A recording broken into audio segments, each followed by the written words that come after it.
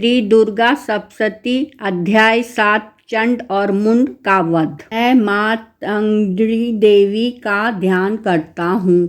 वे रत्नमय सिंहासन पर बैठकर पढ़ते हुए तोते का मधुर शब्द सुन रही हैं।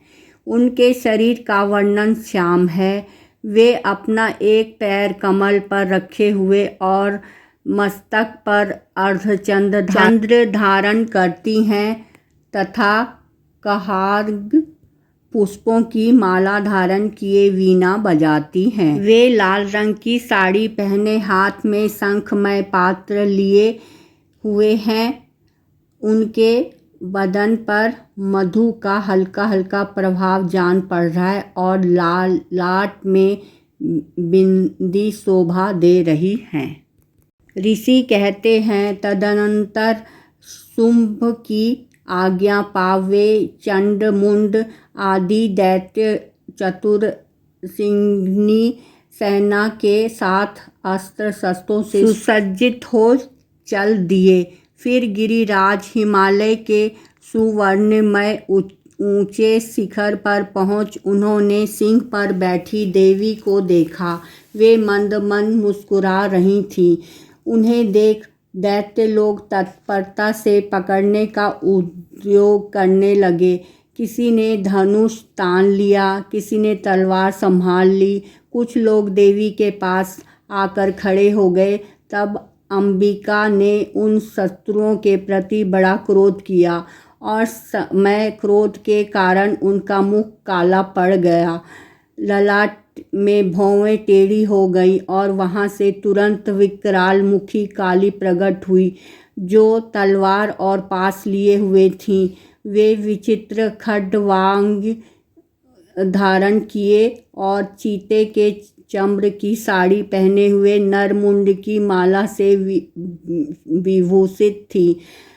उनके शरीर का मांस सूख गया था, केवल हड्डी का ढांचा था जिससे वे अत्यंत भयंकर जान पड़ती थीं। उनका मुख बहुत विशाल था। जीभ लपलपाने के कारण वे और भी डरावनी प्रतीत होती थीं। उनकी आंखें भीतर को धसी हुई कुछ लाल थीं। वे अपनी भयानक गर्जना से संपूर्ण दिशाओं को गुंजा रही थीं। बड़े बड़े दैत्यों का वध करती हुई वे कालिका देवी बड़े वेग से दैत्यों की उस सेना पर टूट पड़ी और उन सबको भक्षण करने लगी।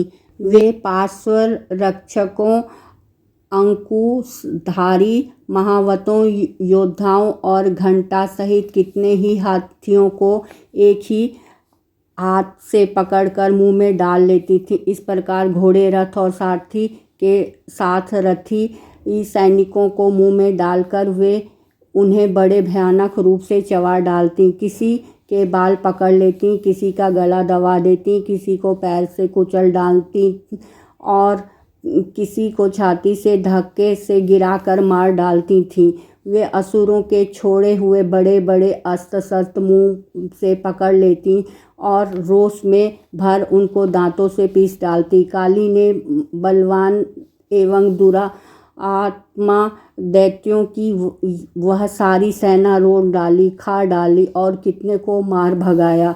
कोई तलवार के घाट उतर गए, कोई खटवास से पीटे गए और कितने ही असुर दांतों के अग्रभाग से कुचले जा मृत्यु को प्राप्त हुए। इस प्रकार देवी ने असुरों की उस सारी सेना क्षण भर में मार गिराई। यह देख चंड उस अत्यंत भयानक काली देवी की ओर दौड़ा तथा महादैत्य मुंड ने भी अत्यंत भयंकर बाणों की वर्षा से तथा हजारों बार चलाए हुए चक्रों से उन भयानक नेत्रों वाली देवी को आच्छादित कर दिया। वे अनेकों चक्र देवी के मुख में समाते हुए ऐसे जान पड़े मानो सूर्य के बहुतेरे मंडल बादल के उदर में प्रवेश कर रहे हों।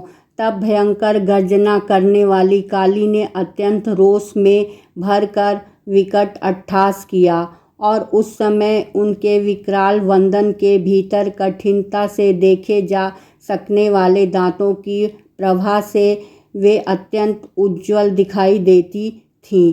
देवी ने बहुत बड़ी तलवार हाथ में ले हंग का उच्चारण करके चंड पर धावा किया और उसे केस पकड़कर उसी तलवार से उसका मस्तक काट डाला।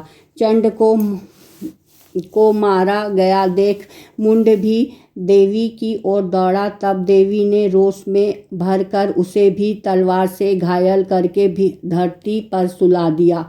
महापराक्रमी चंड और मुंड को मारा गया देख मरने से बची हुई बाकी सेना भय से व्याकुल हो चारों ओर भाग गई। तदनंतर काली ने चंड और मुंड का मस्तक हाथ में ले चंडिका के पास जाकर प्रचंड अट्टहास करते हुए कहा, देवी, मैंने चंड और मुंड नामक इन दो महापशुओं को तुम्हें भेंट किया है। अब युद्ध यज्ञ में तुम शुंभ और निशुंभ का स्वयं ही वध करना।